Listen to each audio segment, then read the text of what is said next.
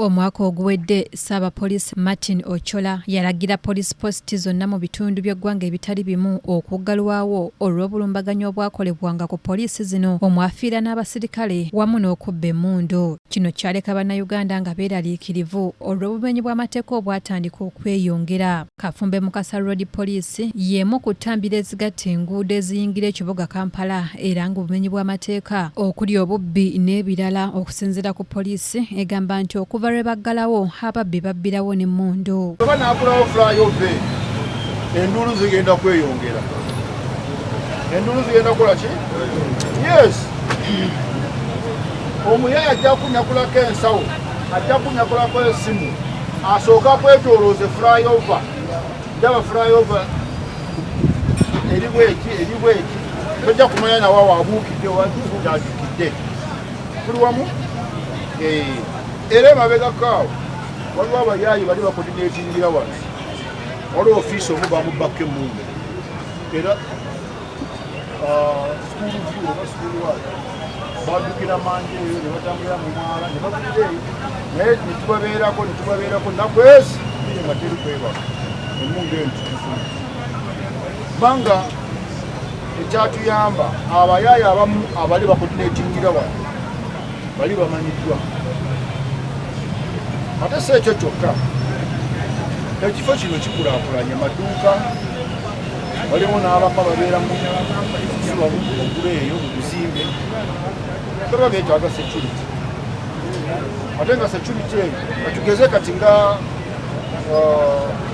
eno Stone Plaza erina okuba nga erina abakuumi nga bo beekolamu omulimu ng'abasuubuzi oba nannyini kizimbe ng'ayina ki yateekawo tuba twagala enkola nga neereerewo bakole ki bakoordinatinge ne poliisi. Abatuuze nga bayita mu bakulembeze baabwe okuli ssentebe owa LC ey'okubiri Mariam Kasingwa n'abalala baasalawo okuwandiikira Ssabapoliisi nga baagala poliisi positi eno ezzibwewo mu bwangu. Tebuliwo ng'ate ekifo kinene nnyo kinene. Ow'owino abeera eri ng'alwana n'ebyomukatale nga bw'omanyi.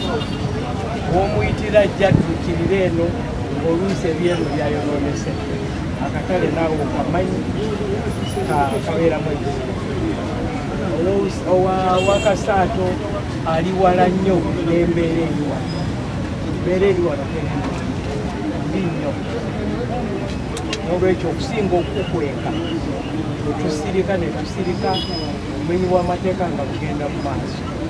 Naffe tugaata isaitai tukaabirire bakama baffe balabe engeri batutaasaamu.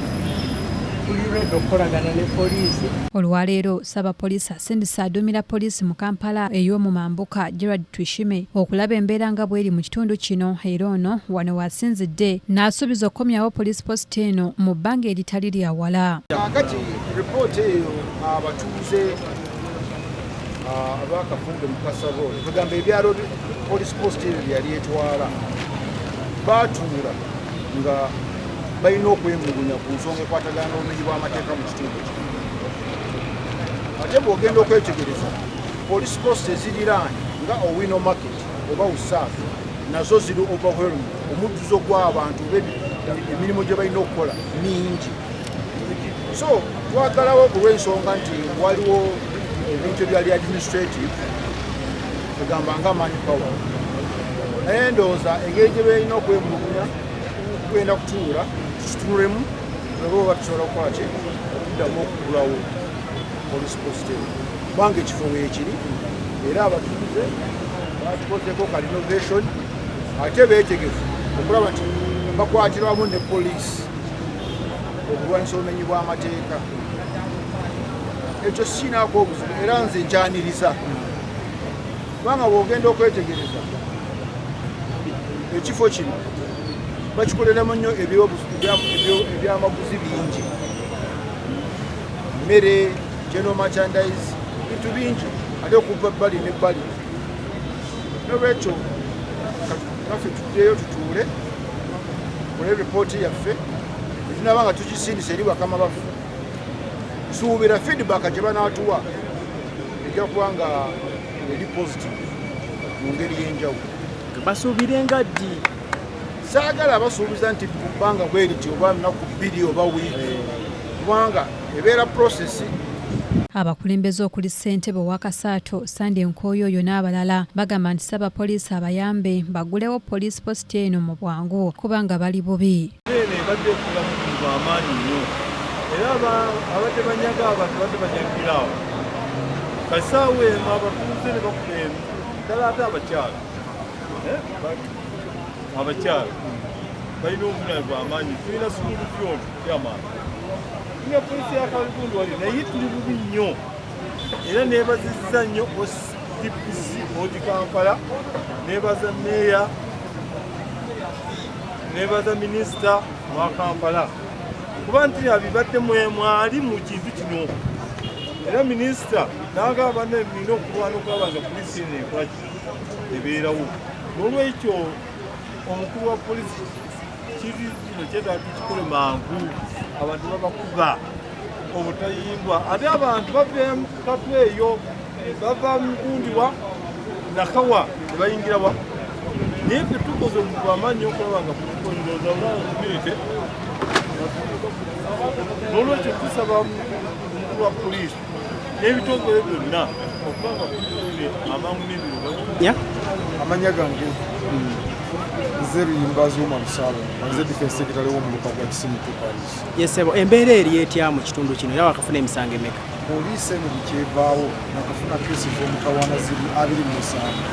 Nakyobula nti mbadde n'essanyu lingi nnyo okulya mu poliisi eno wabwe nagezaako tubadde tugezaagezaako ne tukwata ku miggo naye ate nga poliisi post ezituliraanye ate baagala tukwata nti twakulye ababbiikiro ati awo nempulira nga neetamiddwa era nze mbadde nfulira nga nabikoowa n'obbikoowa naye nabudde nti poliisi eno ekomawo kubanga bwekyo kiba kizibu bamanya ebifo baba babimanyi ne baba baleese osimudde tujja kusooka mutambuza ebifo ebisinga okuba ebikyama abimanye nti wano era omuntu bwavawo nti basanze mu kifo bwe kiti bajja ku post asooka kugalirwa munda bano abalabye batalina bo babalyamu buli ssente.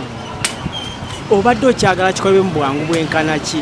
Mbadde njagala okukola ku Mande kibe nga kimaze okukolebwa mu poliisi post kuba embeera eri wano okuba twali ku ssaawa ya kwenda okwambuka Mengo Hill eno okwate Kafumbe twabona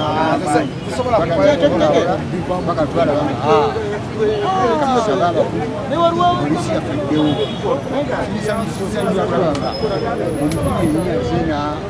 n'abakebigambya ofisi atukumya abaguli kyalabe